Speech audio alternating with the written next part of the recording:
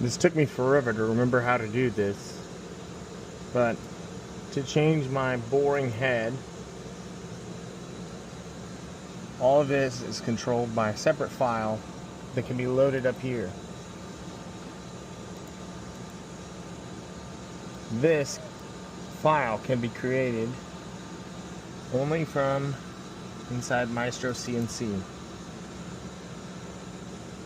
which is the same software you open to draw things.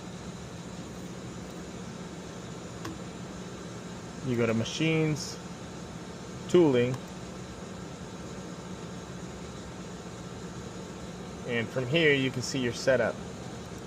Each one of these things, you can highlight it and tell you all the details of each one.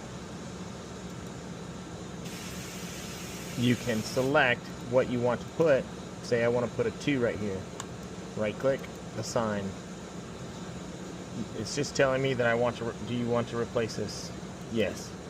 Okay, so now it's a 2. If I were to save this and reload the file over here, save,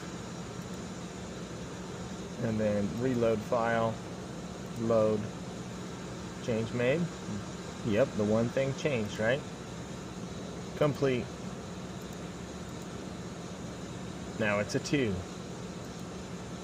Let's go back to 5 though. Assign. Yes. Save. Here, we can close this now actually. Close. We can even close this. Current work environment has changed. You want to save it? Yes, every time. Okay, and now let's load our setup file. Load.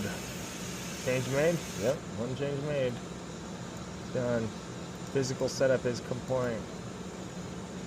It is 20, 10, 8, 5, 5, 5, 5, 5, 5, 5, 5, 6.35, which is a quarter, 9.525, which is 3/8.